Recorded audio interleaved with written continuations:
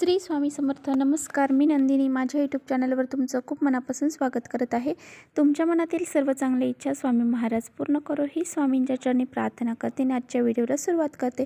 तत्पूर्वी तुम्ही जर चॅनलवर नवीन असाल तर चॅनलला सबस्क्राईब करा. त्याचबरोबर शेजारचं जे बेल आयकॉनचं बटन आहे ते प्रेस करा, जेणेकरून मी जेव्हा नवीन व्हिडिओ अपलोड करेन त्याचं नोटिफिकेशन तुम्हाला मिळेल आणि तुम्ही एकही व्हिडिओ मिस करणार नाही. तर चला करूया व्हिडिओला सुरुवात. आज बुधवार आहे आणि आज आहे पापाकुशा एकादशी.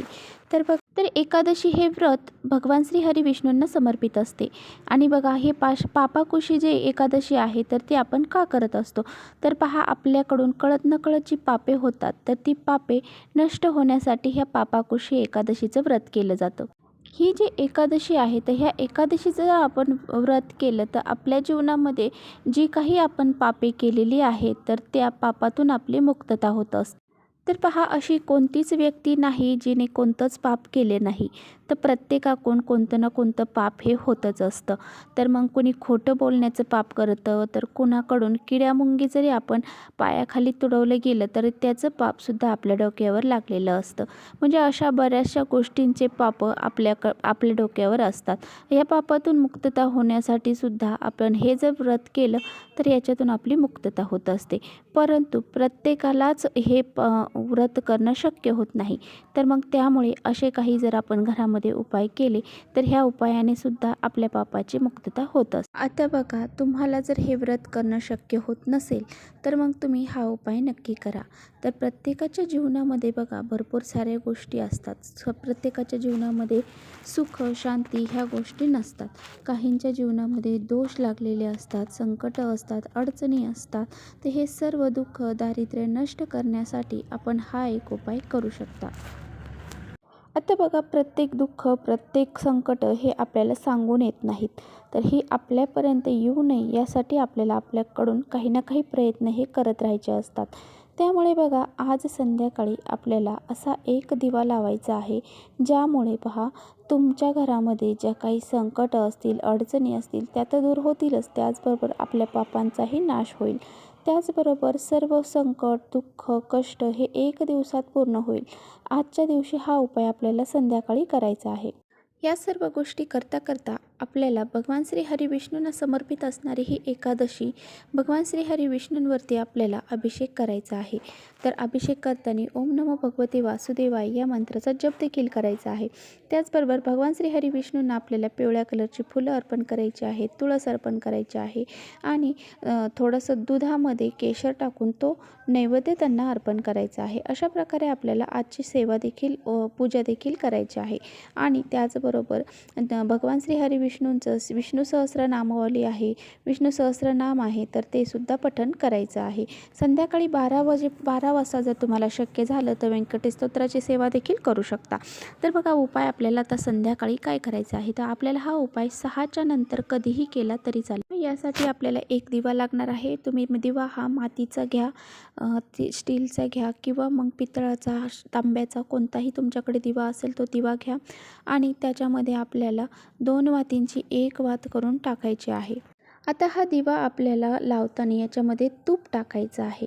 जर तुमच्याकडे तूप नसेल तर मग तुमच्या घरामध्ये तुम्ही जे तेल वापरता ते तेल वापरलं तरी चालेल. आता बघा, हा दिवा आपल्याला एका प्लेटमध्ये ठेवायचा आहे. प्लेट घ्या, त्यामध्ये तांदूळ ठेवा आणि त्या तांदळावरती हा दिवा ठेवा आणि तो दिवा आपल्याला प्रज्वलित करून घ्यायचा आहे. आणि त्यानंतर आपल्याला एक लवंग घ्यायची आहे. आता तो दिवा लावलेला आहे तर त्या दिव्याला हळदी कुंकू अक्षदा अर्पण करायचे आहेत. आणि जी लवंग आपण एक घेतलेली आहे तर ती लवंग आपल्याला अगोदर आपल्या उजव्या हातामध्ये पकडायची आहे. हातामध्ये ते लवंग घेऊन आपल्याला आपली जी काही प्रार्थना आहे तर ती भगवान श्री हरी विष्णूंना करायची आहे. हा उपाय आपल्याला देवघरासमोर बसूनच करायचा आहे.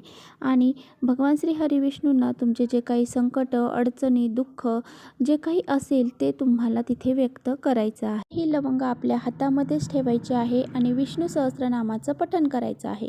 एक वेळा आपल्याला विष्णू सहस्रनामाचं पठण करायचं आहे. आता बघा, जर तुम्हाला विष्णू सहस्रनामाचं पठण करणं शक्य होत नसेल तर मग तुम्ही श्रवण केलं तरी चालेल, पण एकदा तरी आपल्याला ते कानावर आलं पाहिजे किंवा मग पठण झालं पाहिजे. आता बघा, अजून एक सेवा आपल्याला करायची आहे. महालक्ष्मी अष्टकमचं 1 वेळा पठण करायचं आहे.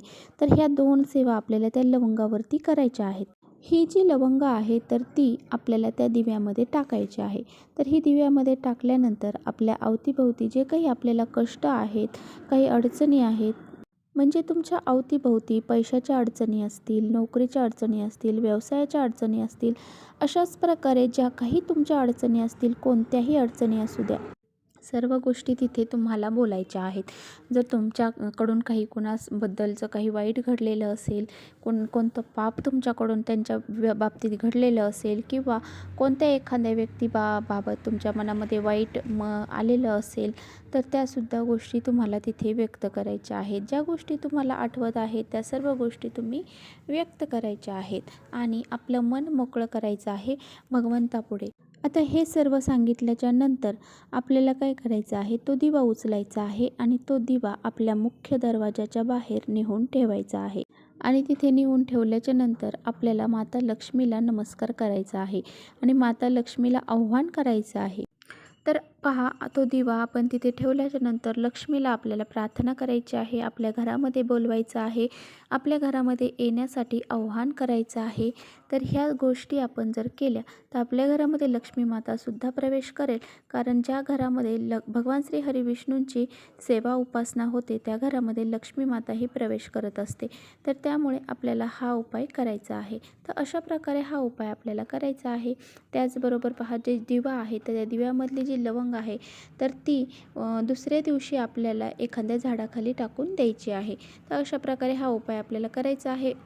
तर इथेच थांबवते माझा व्हिडिओ आवडला असेल तर नक्की लाईक करा. चॅनलवर नवीन असाल तर चॅनलला सबस्क्राईब करा. परत भेटूया अशा छानशा व्हिडिओसोबत. तोपर्यंत श्री स्वामी समर्थ.